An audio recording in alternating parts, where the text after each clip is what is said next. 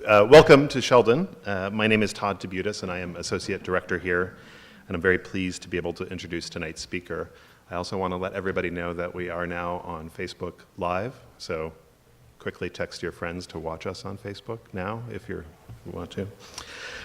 This fall, Sheldon is partnering with Four Freedoms, a national organization that has created a platform for creative civic engagement, discourse, and direct action. The group takes its name from a speech delivered to the United Nations by President Franklin Roosevelt, wherein he invoked the rights of all people in all parts of the world to the freedom of speech, freedom of religion, freedom from fear, and freedom from want. Four Freedoms' mission statement reads, "We believe citizenship is defined by participation, not by ideology. Through nonpartisan, nationwide programming, we use art as a vehicle for participation to deepen public discussions on civic issues and core values. We are a hub for artists, art institutions, and citizens who want to be more engaged in public life." Sheldon is part of a network of more than 300 artists and 200 organizations that Four Freedoms has brought together as part of its 50 States initiative, designed to encourage broad participation and inspire conversation around the upcoming midterm election this November. Specifically, Sheldon has mounted a small exhibition with a selection of artworks that consider the ongoing relevance and importance of FDR's Four Freedoms speech. If you haven't seen it, it's on the main level across the Great Hall, and you have until December 31st. And I want to thank those who have supported this exhibition with financial contributions, including Roseanne and Phil Perry, the Hickson Lead Endowment, Nebraska Arts Council and Nebraska Cultural Endowment, and members of the Sheldon Art Association. Do we have members of the Sheldon Art Association present tonight? Thank you. So it's a great pleasure to be able to have Eric Gottesman, one of the co-founders of Four Freedoms, here in Lincoln to share with us how Four Freedoms came to be, what it means as an artist to endeavor this kind of work, and what other kinds of initiatives the organization has planned.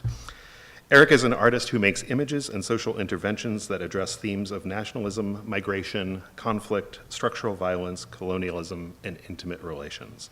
Frequently engaging communities in critical self-expression, his projects have been shown at health conferences, in government buildings, on indigenous reserves, and in public spaces, as well as museums such as MoMA PS1 in New York, the Museum of Fine Arts in Boston, the Cornell Museum of Fine Arts, Houston Center for Photography, MoCA Cleveland, and the Addison Gallery of American Art. His decade-long collaborative project in Addis Ababa, Ethiopia, called Sudden Flowers, resulted in temporary street installations and a collective monograph. In addition to being a Four Freedoms co-founder, along with artist Hank Willis Thomas, Gottesman is a creative capital artist, a Fulbright Fellow, and an Artadia awardee. And he's currently an assistant professor of art at SUNY Purchase College in New York. So with that, please join me in welcoming Eric Gottesman and Four Freedoms to Sheldon. Thank you. Thank you, Todd, and thank you all for coming out tonight. I am really happy to be here, and I'm really happy to see the exhibition that was curated over in the gallery. It's pretty exciting. You know, we came up with these ideas and kind of sent them out into the ether, and now we're seeing the results, and it's even better than we expected. So thank you for taking this on, and thanks also to Stacy Asher and her class for the workshop we did this afternoon. It was really fun to interact with the students here in making posters, and some of the results are out in the lobby. So that was great. I'm going to talk to you tonight, like Todd said, about my work with Four Freedoms, and I'm going to give you some context by showing you some of my own work as an artist. But first I wanted to ask a question. How many people have heard of something called the Wide Awakes? Okay, good, yes. This is something that has been on my mind a lot during the course of this project. And I want to open with it because I think it ties together a lot of my work and the work that we're doing with Four Freedoms. The Wide Awakes were a group of young people in the 1860s that in the United States that decided the candidates that they wanted to see run for office were not getting a fair chance.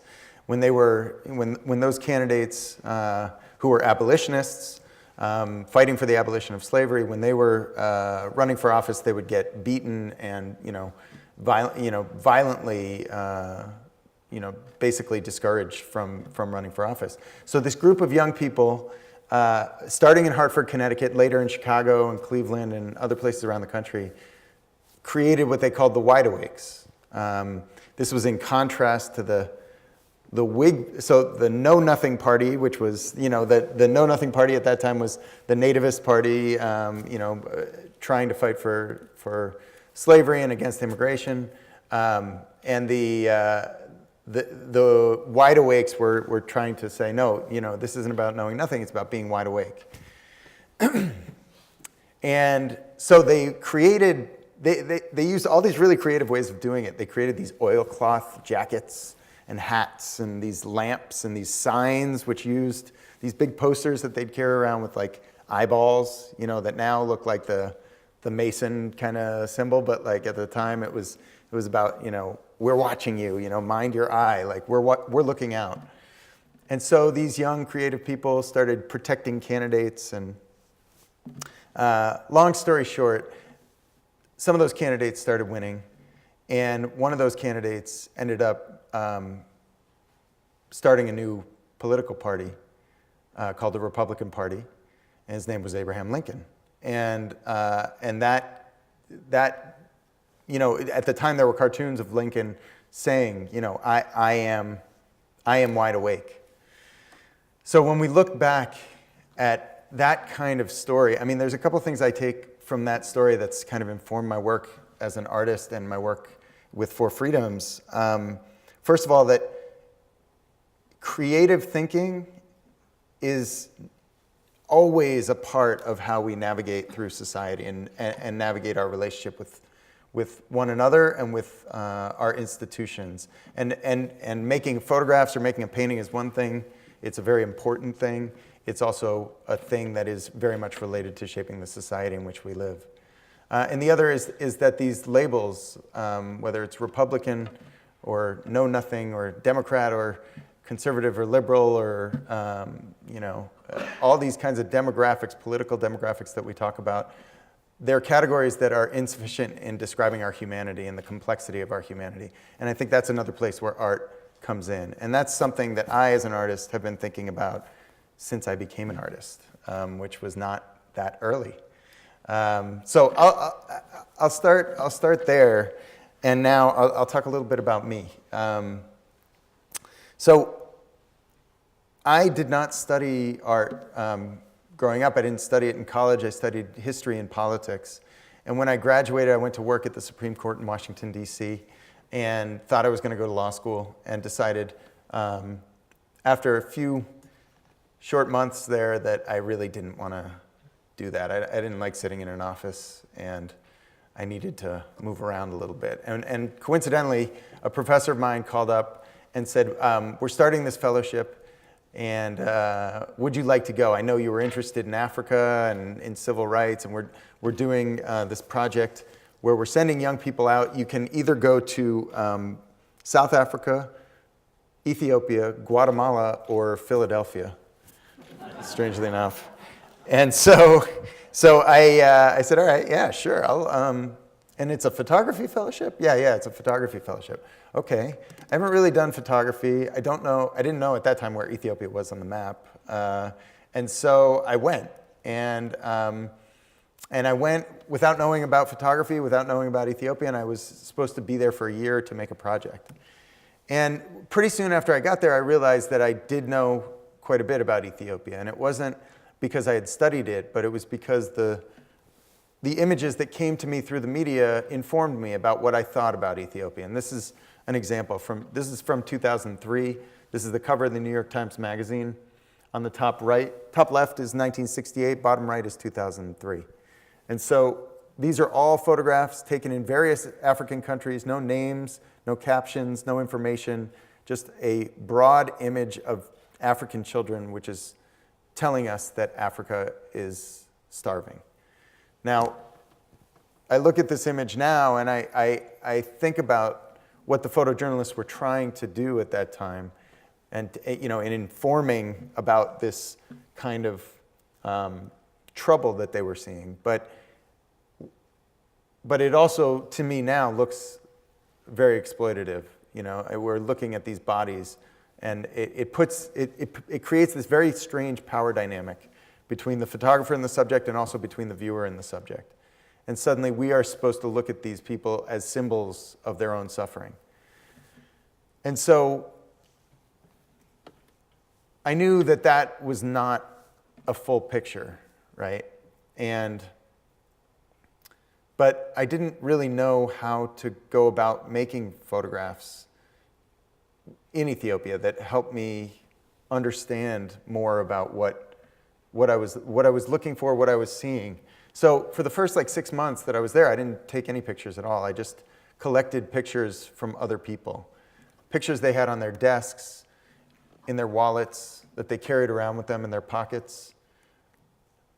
And pretty soon I learned that there was a history in Ethiopia where cameras were prohibited in public during the 1970s and 80s under the communist Derg regime, which I'll get back to later on.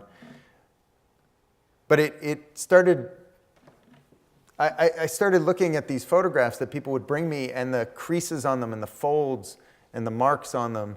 And I started looking at those marks as things that indicated a history that was left out of the images. These images were only the kinds of images you could go to a photo studio and make officially for documents or for passport photographs or something. Otherwise, people didn't really have their photographs made on the street. And all of these pictures have stories behind them. This one here on the left, this is a boy that went missing under the Derg regime. And on the right, this is a woman that went looking for him. His mother went looking for him. And she would carry around his picture and say, "Have you seen my son? Have you seen my son?"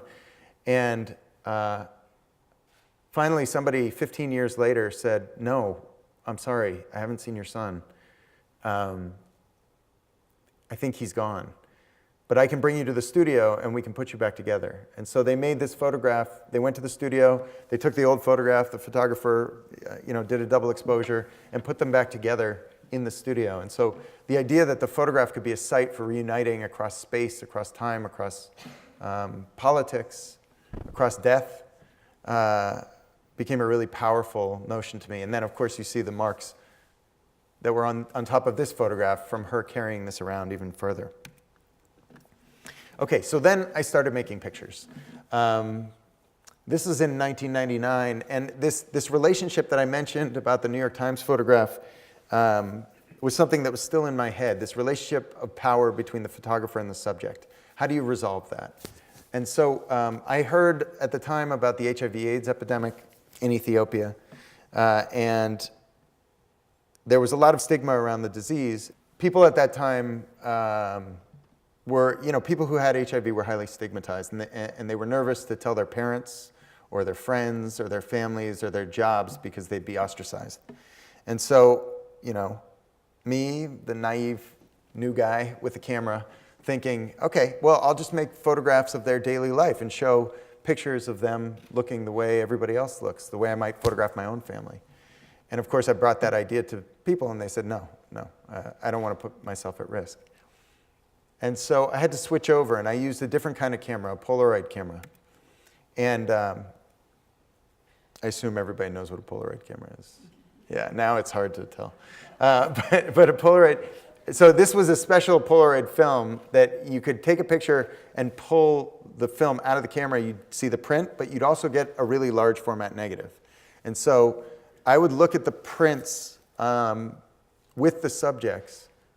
Well, first, I should say, the subjects, the people living with HIV agreed to let me take their pictures, but they wouldn't let me show their faces. And so the limitation was set by the subject. And so the photographs that I could make were only photographs that were at the limit of what the subject would allow me to photograph. And so when I made the photograph with the Polaroid, we would look at the Polaroid together, and then the subject would decide whether or not I could use the image. And if I could, I would take the print, I would take the negative, they would take the print, and they would sign a permission form. And if not, then we destroyed the negative and the print right there.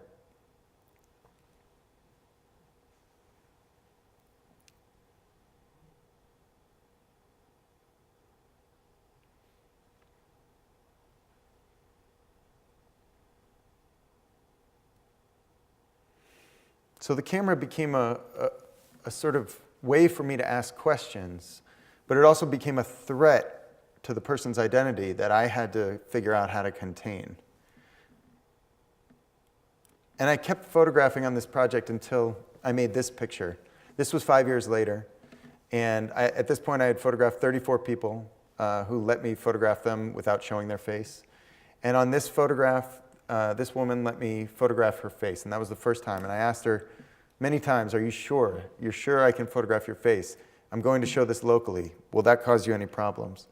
And she said, no, it's time. I'm ready to go public. I don't care if there are any consequences. And so at that point, I realized that that project was finished.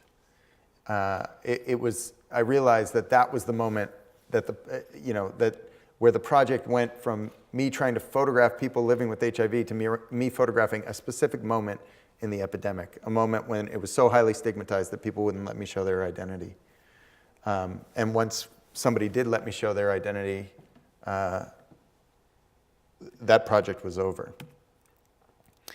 But I did keep making photographs in Ethiopia for the next 10 years, like Todd had mentioned, and still was interested in understanding more about the HIV/AIDS epidemic. And so I started working in one neighborhood, and I worked in that neighborhood for a decade. And I decided that the way in which I wanted to work, I wanted to keep pushing this idea of collaboration. And so trying to let go of my own authorship, or not let go of it, but blur the lines between what was my authorship of the image and what was the subject's authorship.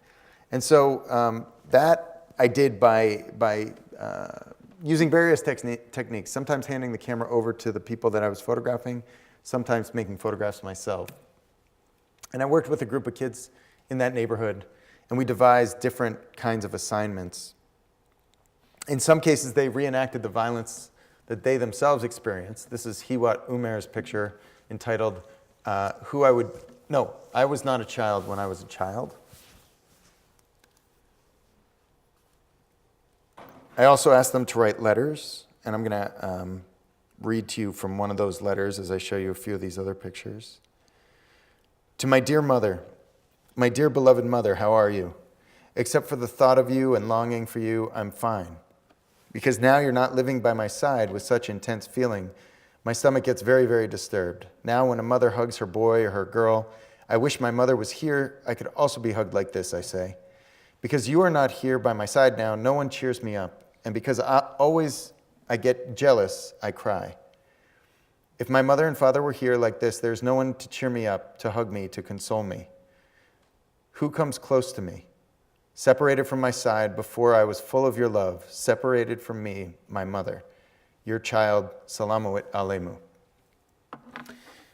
So I was trying to understand how to take this emotional toll and work it into the pictures and make the psychological impact of HIV/AIDS visible through the images that we made together. And sometimes that would come from ideas that were a surprise to me. This photograph is a photograph from a series of pictures that we made in relationship to the question, who would you be if you weren't who you are? And this photograph is Mesfin Mohammed's picture entitled, I Would Be an Old Man.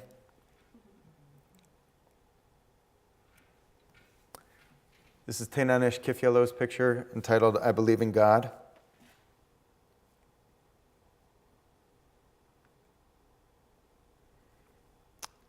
Another of Tenanesh's pictures entitled, General is Kissing the Girl. And once we kind of unmoored the camera from the moment, right? I mean, we weren't photographing things as they happened. We were staging things for the camera. So once we kind of separated that, it kind of allowed us the latitude to travel back in time, to before the trauma that these kids had experienced, or during it even. So in this photograph, the story here, this is from the girl whose story I just read you, Salamawit Alemu. And she, when her mother died, she was living on the street with her sister for a couple of years. And then the nurses where her mother died in the hospital agreed for her to come back and live in the tuberculosis ward. So she and her sister were living in the tuberculosis ward. And when I met her, she had been part of a group home organized by a local organization. So we went back to the hospital, and she wanted to stage what it looked like for her to sleep in the hospital when after her mother had died. So this is taken many years later, but it was kind of hearkening back to this memory she had of living in the hospital.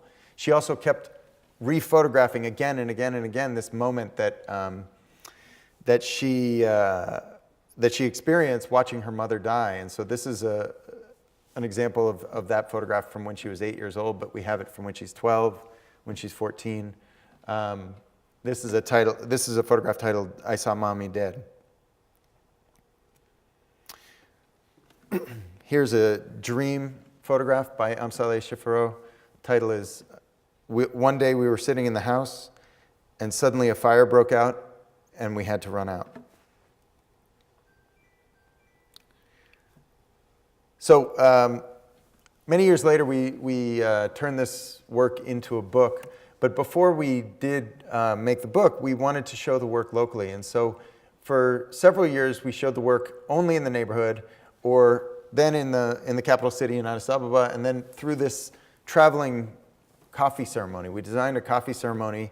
Coffee ceremony in Ethiopia is a way that neighbors get together and sit in each other's homes and brew consecutively stronger cups of coffee. And they sit and just drink coffee. I've been to like 3 of them in one day, and you're just like wired.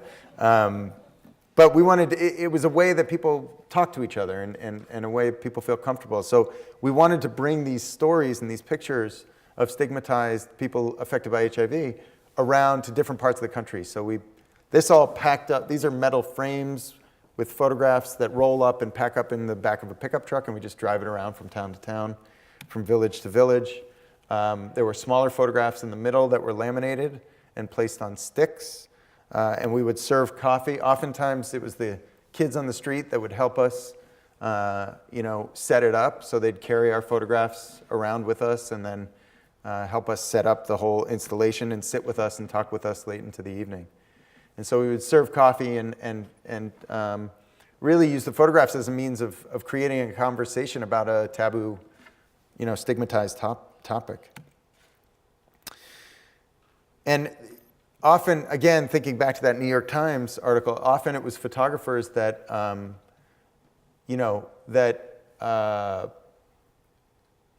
that came in from the outside to photograph these kinds of social issues and then bring the images out somewhere else. So a big part of this project was figuring out what it would look like how the pictures might look different if the photographer, the subject, and the audience was all local. So after we did that, we had a meeting, all the kids and I. At this point, the kids had named themselves Sudden Flowers. And one of the kids, Jonas, said, "Look, that was really amazing that we created that installation, but can we do something else?" And I was like, "Yeah, what? I mean, what do you guys want to do?" And he said, it was just so, I don't know, it was so heavy. It was like so sad. And our lives, we went through hard times, but we also had fun. So I said, okay, what should we do? So we talked, we did some research. We found out that the world laughing champion is Ethiopian. He laughed for 2 hours and 10 minutes. His name is Girma Balachu. He's in the Guinness Book of World Records. And so we decided we were going to have the first annual AIDS Orphans Comedy Festival. And so we held 2 events. The first was a stand-up comedy. We erected a stage and covered it in a blue tarp right in the center of the community. And kids were invited up, and they'd take the microphone and start telling jokes. And we had to cut that short because the kids had gone home and asked their grandparents for jokes, and their grandparents told them the dirtiest jokes that they could. And so we were like, okay, next we're going to be having a laughing competition. And so the rules were that you had to laugh for 1 minute to qualify, and then you could laugh for as long as possible. And so the winner of our competition laughed for 28 minutes.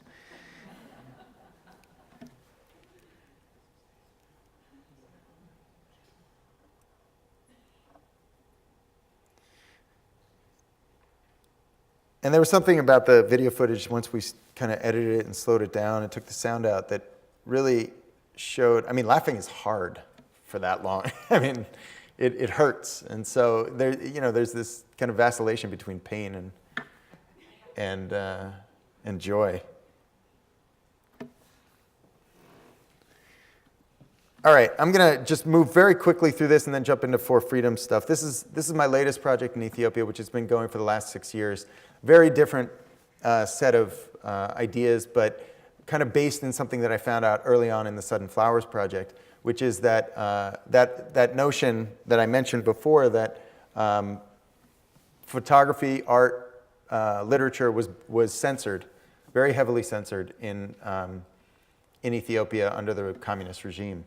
And so I found a novel called Oromai, which is by an Ethiopian author named Balu Girma, who worked for the Ministry of Information, wrote the novel, his 6th novel, and a few months later disappeared, never to be heard from again. He was assassinated for having written this novel. And so I was interested in the idea that, well, first of all, in the history of Ethiopia, where people were clearly censored but trying to figure out creative ways to get information and ideas and forms of expression out. But I was also interested in why he would do this. I mean, what drove him as an artist, as a writer, as a propagandist for the regime, to put out a novel that he knew better than anybody was going to put him in danger. And so it really indicated to me the power that art has, both in terms of upsetting a regime, but also to drive us as individuals to make these things, regardless of the consequences. And so, but I should say, I didn't read Amharic at that time. I understood it because I'd been working with the kids for so long, but I didn't read it. So I needed to understand what the book was about, because everybody told me about this book, but I didn't know what it was about. So somebody would read it to me verbally, and I would write down notes in English, and then you know, make these pictures. And so I worked with a group of actors and contemporary artists in Ethiopia to make photographs of the first chapter of the book. And in the first chapter, the main character, Sige, who is very much like the author, he works for the government. He's going to catch a flight to go up to the north to Eritrea, to the country that is north of it, which at the time was part of the same country. And he says, Sige says, we have been together in bed since Saturday night. It's our ritual. His fiancée, Roman, says, Sige, I'm in fear. I don't know why.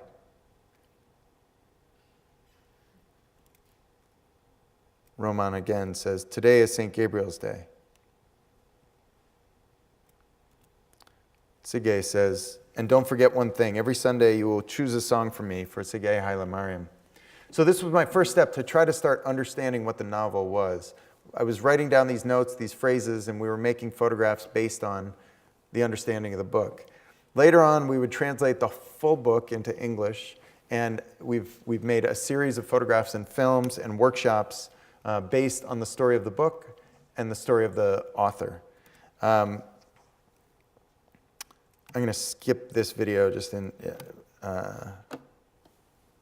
skip that previous video for time's sake. But in 2015, a few days right before the elections, I traveled there and I met this man, this half Eritrean mechanic named Baraket. And he started telling me his story, and after refusing to join the dominant political party, Baraket was suspected of spying, and he told me stories of secret police following him around, disrupting his life, even trying to poison him.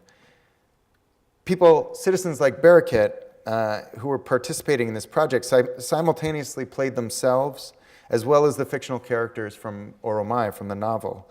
And in front of the camera, he transformed himself into a proud Ethiopian military man and acted out scenes from the novel. But when I asked him in character what he loved about his country, he couldn't really maintain this fictional facade.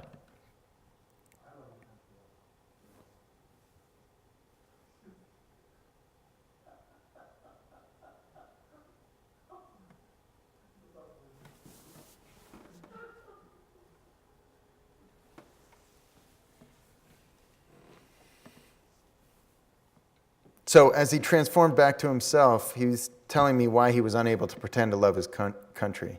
In our interview, he spoke about how he felt persecuted and silenced by this government, and how, like Balu, the author, he wants to express his frustration. I asked him why he was willing to speak despite the possible consequences.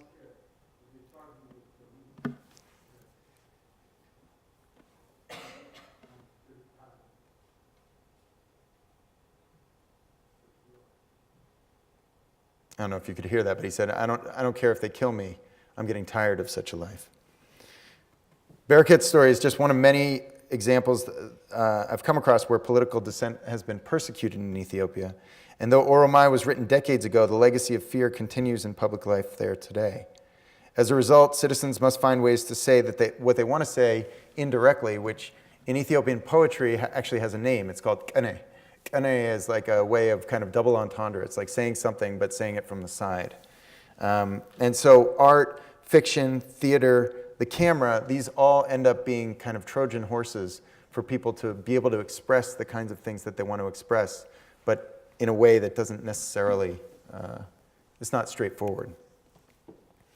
That work we've made into installations and various things that have happened in public in Ethiopia as well as here, and I'm working on continuing that and bringing it actually to Eritrea. There's been a lot of change in Ethiopia in the last 6 months, actually. So a lot of these restrictions have kind of changed quite a bit, and the border with Eritrea has opened up. Okay, I'm going to skip ahead here. I will mention that another thing that I've worked on in the past are projects where photographs, this is a project up in northern Canada where we took archival photographs and mixed them with contemporary photographs made by children on this indigenous reserve in Labrador, and then made them into these large banners that hung outside as a way of sort of changing the public perception of a community by installing public photographs. And I mentioned that just to prepare for talking about Four Freedoms. So Four Freedoms, this is part of our group. This is like one of these Skype calls that we're on. And what Four Freedoms is an artist-run initiative that is intended to increase direct action and civic participation on behalf of artists and arts institutions. We believe citizenship is defined by participation, and that art is a form of participation. And it's actually a really, as we were talking about today in class, I think it's a form of participation that actually trains citizens to become better citizens in some cases. That's what it is in like our mission statement. What it is in reality is a lot of these things, like a lot of people on the phone, talking to each other through computer screens, because we are spread out across the country. Some of us are in New York, some of us are in LA and Maine, and one of us lives in Trinidad. I'm often traveling around the country or internationally. You can see my daughter up, and she was on my lap for one of these calls. But we really started out of the interest that, I should say my friend Hank Willis Thomas, whose work is on view in the exhibition and also upstairs, we've been friends for 20 years, and we've been talking about these issues at the intersection of art and politics for a long time.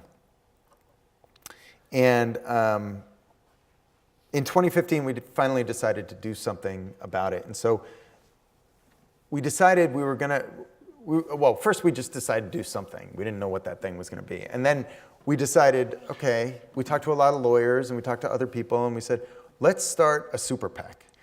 So a super PAC is a political action committee which is intended to use money, which is equated with speech, according to the Supreme Court case Citizens United. So money becomes speech, and speech becomes advocacy for or against the candidate.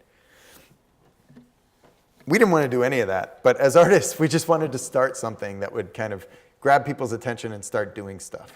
So we made the Super PAC. We didn't really know what it was. We had this idea of doing something about the Four Freedoms. Four Freedoms, F-O-U-R freedoms, that Todd mentioned.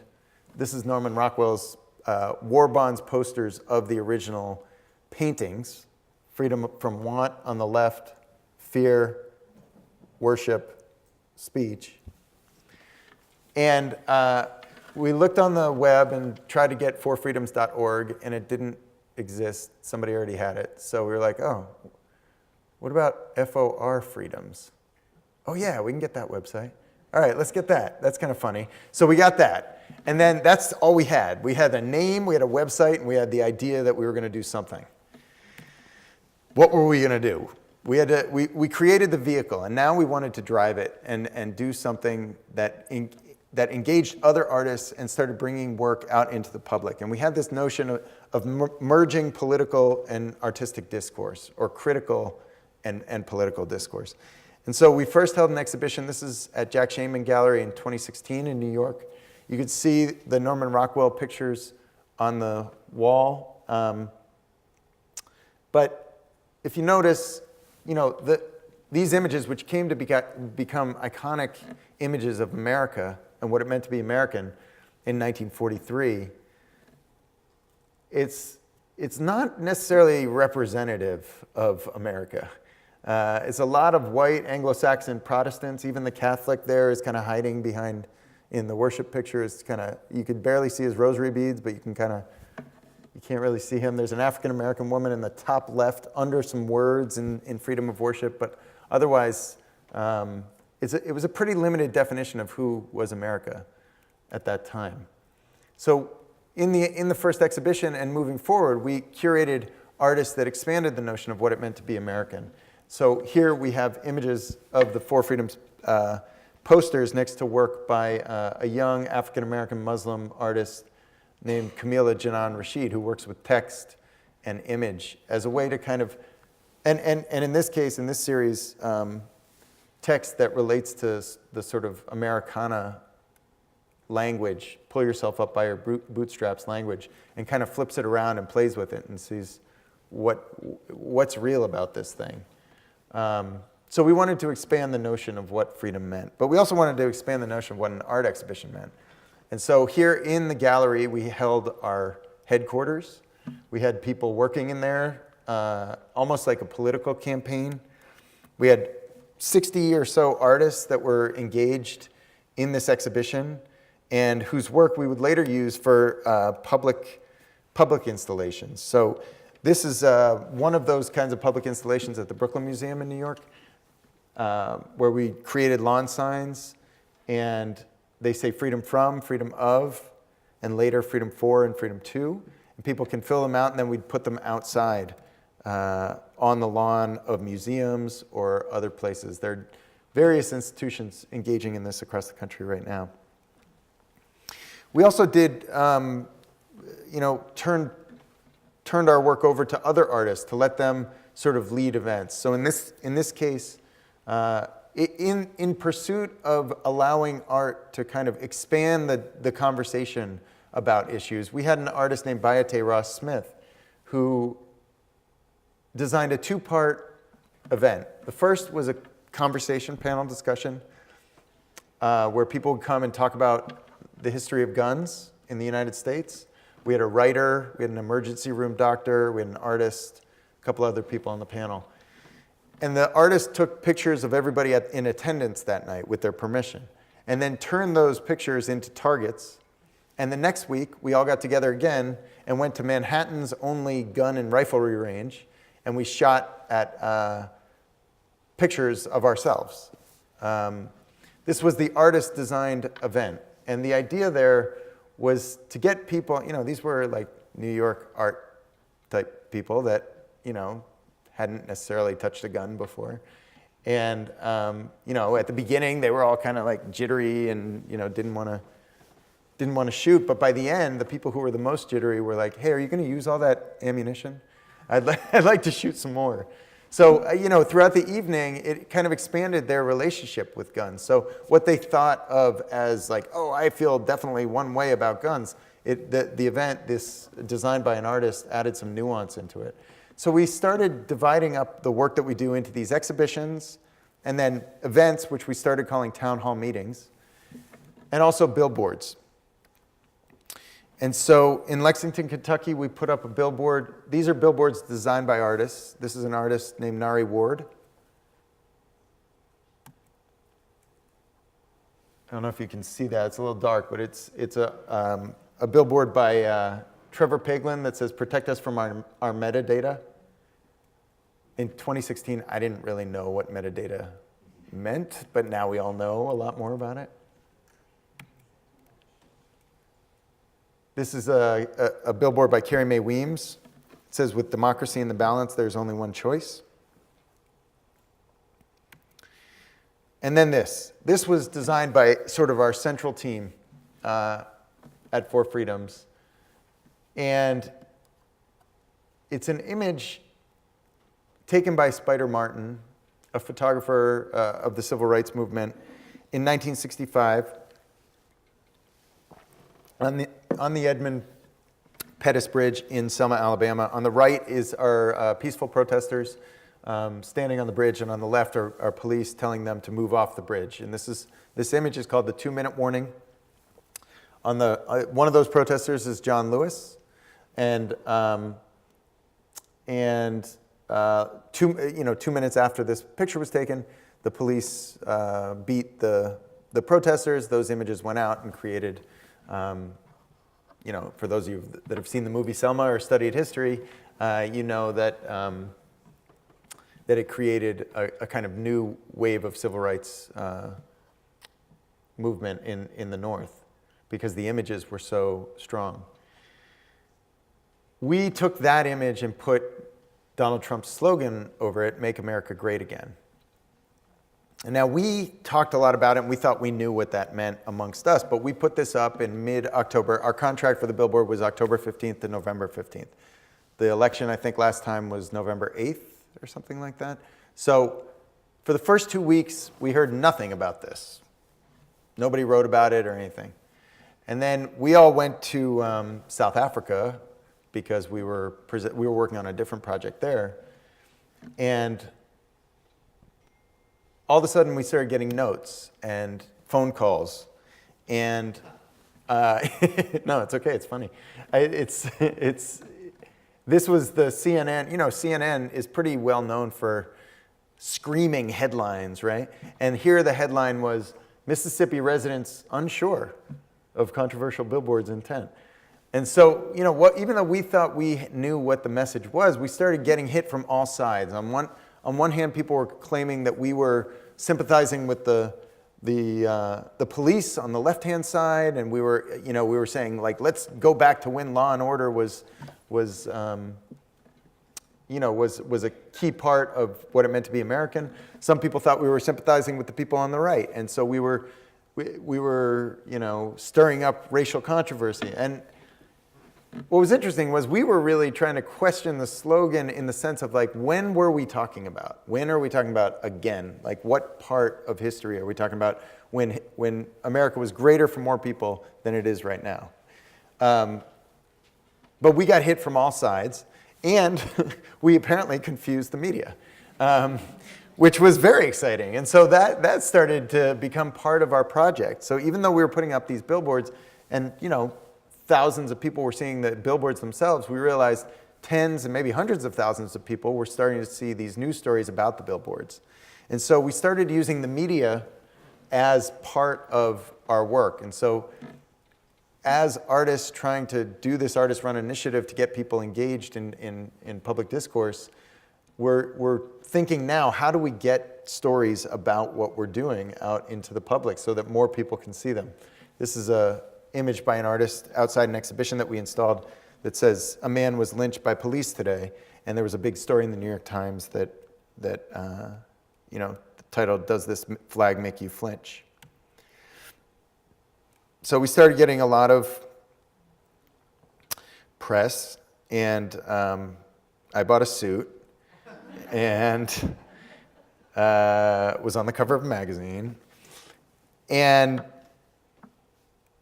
realized, sure, like, that was fun to do, but it was also partly because we realized this is the way to masquerade as political operatives. We started the super PAC. We were registered with the FEC. We were registered with the IRS.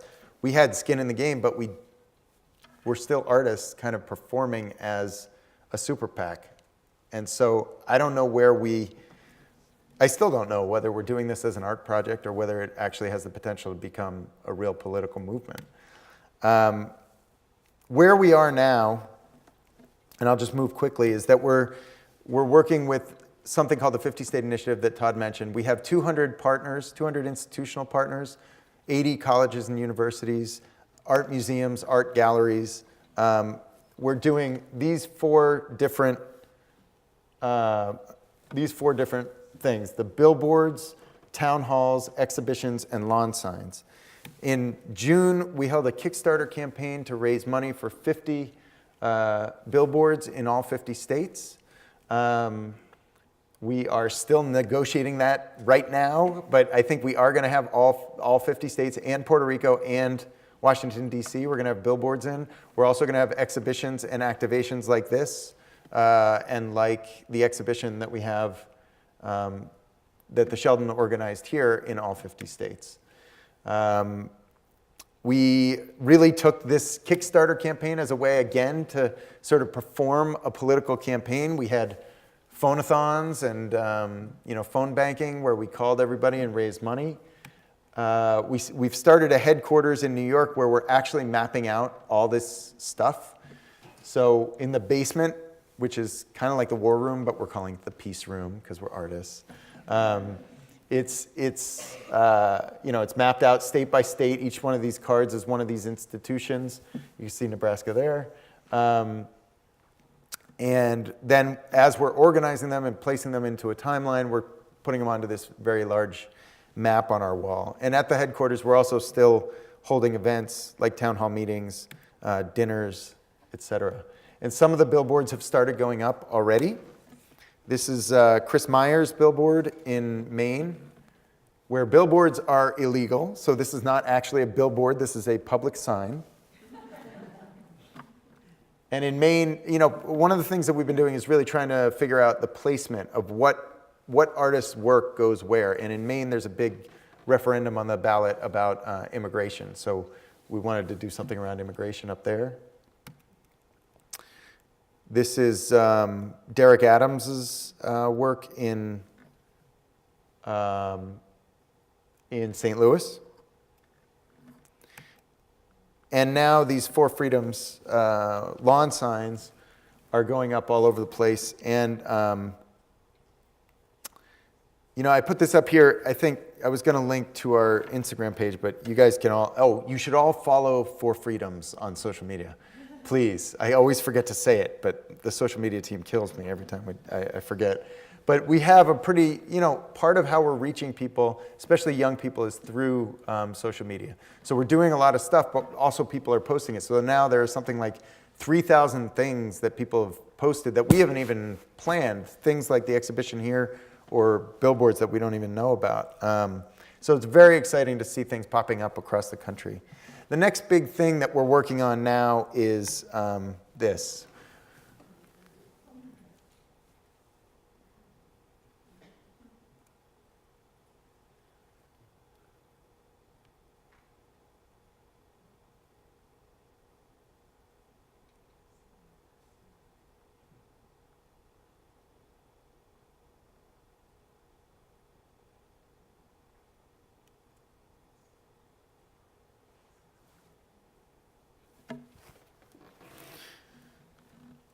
So, we've taken these original Four Freedoms images and tried to update them. It's really fun not to say anything about it and hear the reactions in the room. It's really great. And now we're trying to decide what to do with them.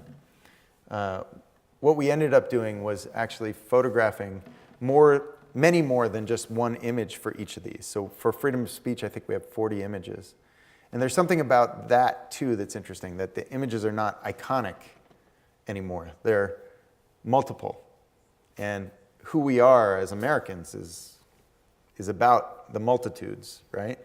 That's what Walt Whitman said. We contain contradictions. Or no, Do I contradict myself? So I contradict myself. I contain multitudes. I think that's a great statement about American culture, frankly.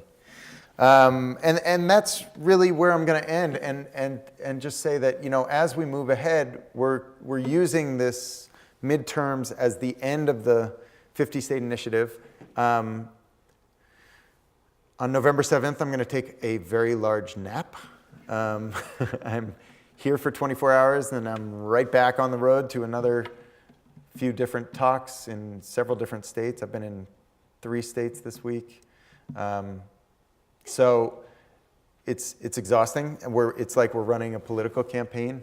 But part of what we're doing is laying down a groundwork so that we can build on it. And in every subsequent election cycle, it's almost going to be like an art biennial where we can kind of recurate it, resurrect it, activate the network of arts institutions, hopefully including the Sheldon next time around, and do even more exciting and wacky and fun stuff.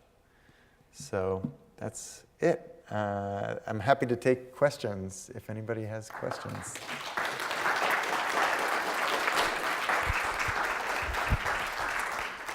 I'll come to you with a microphone, and as I mentioned at the beginning, since this is on Facebook Live, we could take a question from the ether as well. Oh, cool. And Abby will raise her hand. So if anybody has a question, I'll come to you. Yes, Mary. Hold on. Everybody has to hear you. Wondering if there's a foundation or an association or something or family for Norman Rockwell, and if so, are they aware of what you're doing? Are they giving you any static about it, or are they helping in some way? They're helping a lot. They're really interested in what we're doing. So one of the first things that we did at the very beginning was contact them. There's a Norman Rockwell Museum in Western Massachusetts where he used to live, and so the director there, Lori Norton Moffett, she was one of the first people we contacted about the project, and we said, this is so typical, as artists, we were just like, yeah, we're gonna have an exhibition and we'd love to have something from the original 4 freedoms. I mean, we can't have the paintings, right? And they said, no, you can't have the paintings. And we said, well, do you have something else? And they said, oh, we have these original war bonds posters. We said, great. Can we have those? They said, yeah, maybe that's possible. When's the exhibition? Like 6 or 8 months? And we were like, 2 weeks. And so for those of you that work at a museum, that's like ridiculous. So, but somehow they managed to make it happen. And those war bonds posters that you saw in the exhibition at the beginning, those were original Norman Rockwell war bonds posters from the museum. And what was cool about those, you notice the text around the edges. What you can't see on the slide here is that down here, in very small language below it, it says printed by the Office of War Information. And so these were literal propaganda by the government to push for our entry into World War II. And so, and I think they raised something like $130 million through this initiative, which is crazy if I think about the number of that. That seems like an enormous. No, I guess it's $130 million for the war through the war bonds. So the posters were just part of the propaganda for the war bonds. But yes, I even though I think Rockwell's images are kind of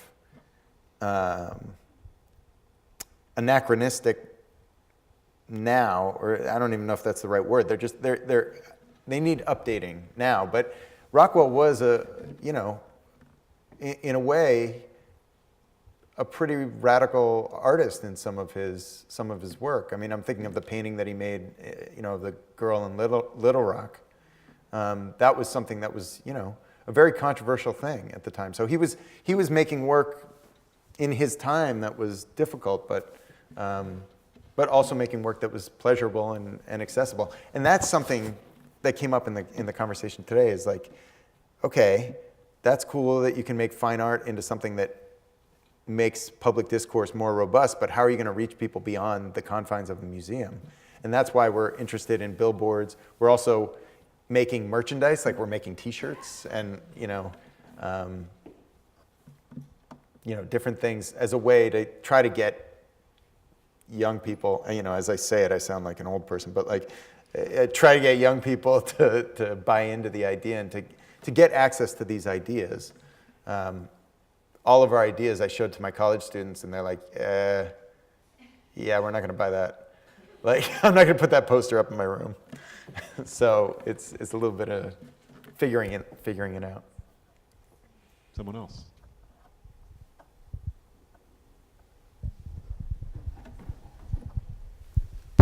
Hi. So you talked a little bit about feeling as if you're masquerading as a super PAC, kind of.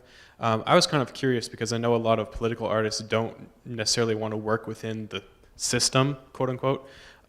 So I was curious what the decision-making process was behind deciding to go that route and how that's worked out for you. That's a great question. So yeah, some of my least favorite political work is directly political art.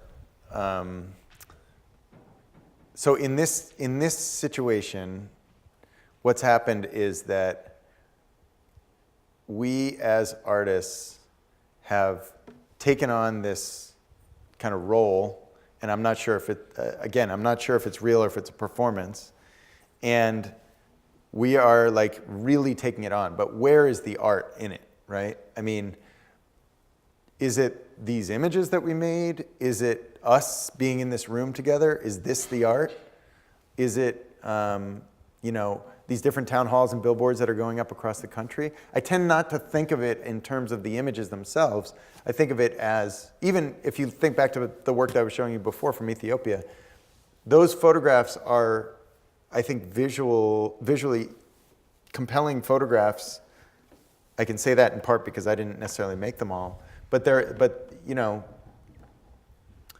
real art for me there is the relationship I was creating with the people in them. So I think in this project as well, I'm situating what the art is in how I'm navigating the whole project, right?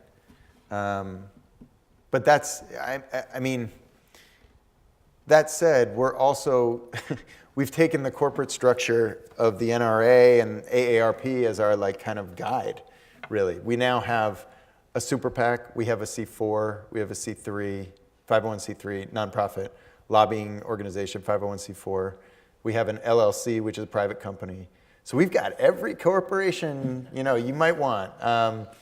And the reason for that is for us to do what we want to do, but it's also because we want to be nimble and able to move in ways creatively. So it's a really good question. I did a bad job of answering where the art is in it, and but I will also say that there is a tradition of artists kind of going right up to the steps of town hall and not going inside and kind of protesting or doing something on the steps, holding signs, making signs, something like that. And the artist Laurie Jo Anderson has asked a good question, which is like, what happens when artists go inside? And that's a really interesting question to me. I think there are a couple more over here. I'm thinking of what you were showing us of the political commentary in Ethiopia. So are you finding yourself having to say it from the side? Yeah. Are you talking about in the context of that project or in this project, or both? Well, you have the experience of Yeah. Artists and writers having to do commentary indirectly. Yeah. So as a group, are you guys finding yourself having to say it indirectly from the side, or can Yeah. you still be direct? Or also, because it's art, do you find yourself in the trapping of style or... Right. I think we are doing it from the side. I think we are most successful when we're doing it from the side. I think that what's different about this project is that, you talk about design. We talked about this a little bit today. We are building a kind of brand, the Four Freedoms brand. We have a really great logo. We have design. We have designers working with us, and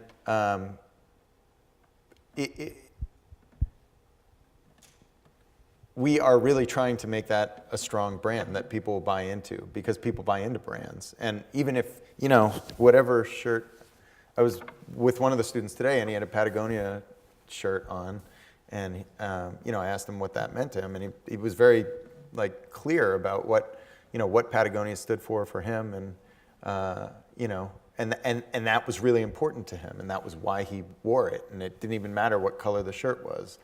And there's a whole set of ideas that backs up that shirt and that label and that brand. And so I've always steered really far away from brands in my work, but I think that in this project, the fact that we are directly claiming a brand is, in a weird way, approaching it from the side. It's like we're so direct, on the nose, we are about politics, that it begs the question, what else is there from artists there? What as artists are we bringing to that conversation? And I think that's the kind of critical conversation we hope to stimulate. Two more. My question is related to the previous one. You have extensive experience in Ethiopia, where freedoms are far fewer even today from what we have in this country. So I'm curious how that long experience in a country like Ethiopia has informed what you want to do in this country through Four Freedoms. Yeah, I think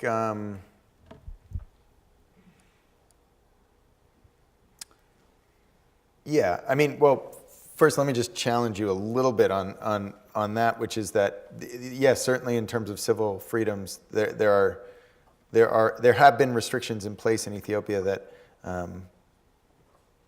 that we don't have here, and but ironically, one of the artists whose work has been rejected by one of the billboard companies that we're trying to put up. There have been 4 artists whose work has been rejected, and we're trying to figure out what to do with that right now, today. One of them is an Ethiopian artist that put something up so how we define what freedom is up for grabs. I think the fact that, for instance, those kids that I worked with were so willing to talk about something that was so, difficult and challenging for them. The fact that Balu Girma, as an individual, was willing to write, which I consider, to take on a creative act in the face of potential danger, definitely informs what I'm doing. I think that I was educated about photography by looking at the history of photography in Ethiopia. I didn't learn it here, till much later. And so coming to understand that history of photography and understand why people react to the camera in the way that they do, why people react to, authority in the way that they do, was something that definitely shaped my brain. I'm not even sure I could say exactly how, but I think it definitely now makes me take a position within society, within authority, that makes me think that I have the power to quietly subvert it. Let's take one more. You said that you're going to pause after the midterms and then bring this back for other elections. Could you expand on that a little bit? Sure, yeah. I just meant for the day after the election. I just need a little break. But so the way that I'm thinking about it, well, I should say right now it's all up in the air. the way I'm thinking about it personally, and of course I have to talk to the other folks in the collaboration, in the collective, is that we'll take a break and then regroup. One thing I'd really like to do next year is to hold a convention of all the partners from all the different states. I don't know how that would work, whether it would make sense to do it regionally or as one national convention. And then start planning already for 2020. I think we also need to take stock of what worked and what didn't. I mean, this is all a big experiment. I am literally making this up every day, you know? Like, this is, it looks really polished, and going back to the branding, like, it looks like something that, you know, is a brand, and it seems like we're an organization, but we're really just like artists making this stuff up. So, so I think we really need to figure out, like, what works, what didn't. I think there's a power in the fact that we're letting it be flexible in the way that it did. So, yeah, I mean, I've got a whole list of ideas that I want to do, and there are several museums that are gonna, you know, that are interested in institutions, museums, universities that are interested in helping us do that, like through residencies and kind of helping us think through it. But hopefully also, you know, the institutions themselves are going to have feedback for us, like what worked, what didn't, maybe you should try this. And then 2020 will be something even bigger. Okay, one more. Yeah, hey, thanks for coming out here today. Yeah, my I've pleasure. been thinking about this, but meditating on this idea, this gallery even for probably about a week now, and I think what you're doing is good. Do you see yourself moving forward in a political party? I know you said conventions and stuff like that, but I mean, do you see yourself running for governor, running for you guys have a influence in the school districts, major influence in the college school districts, and probably international schools too. And I believe that it's something that could help young adults think about what it is that they're doing in their life. I think it could be good. I love that idea. No, but a couple things. One is, one thing I forgot to say about myself is that in 2004 I went home to New Hampshire and ran my dad's campaign for local office. He ran for state senator, and he won by 137 votes, and I was very proud. And that experience was so much fun. I really loved that experience, especially like having been an artist for a little while and then doing that and then being an artist afterwards. So one of the original ideas of Four Freedoms was that we were going to run Hank, my partner on this project, for office. But he very quickly was like, that is the dumbest idea. He's like, I don't want to be the butt of your joke. But I do think that there is the capacity to think creatively about like how this could evolve. I mean, could it be the seeds of a new political party? I mean, I'm not going to start it probably, but somebody else might pick this idea up. I mean, part of the idea of the 50 State Initiative is to decentralize it and to kind of vaporize it in a way and to allow everybody to run with it in whatever way that they can.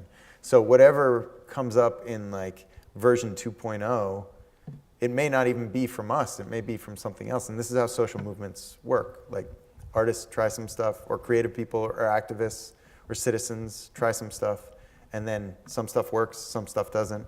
Somebody builds on top of that. So, but I love your idea of working like locally in school districts, and public libraries is another big, like networks of public libraries is a really interesting way for us to think about working. So if you want to sign on and help out. Good. Well, I think that's the typical question, right? You always ask the candidate, really, are you running for president? And they say no, and then you ask in 2 years, and then they say yes, right? Yeah, right. So thank Yeah, you for it's a lobbying that. strategy. So with that, I think it's been a fantastic opportunity to hear from Eric directly. Thank you, Eric. Thank you. I also think that we should be pretty lucky that since this is still September and you've got October and November yet, and he is constantly on the road, he is still standing right now. So we're very glad that he has so much ahead of him with this project, as well as all his partners. So again, the exhibition's up until December 31st, and do take a look. I believe your site launched today? Next week. Next week, where Yeah. you can see a comprehensive list of events, actions, exhibitions going on nationwide, and just enjoy that. So with that, have a good evening. Thank you, everybody. Thank you.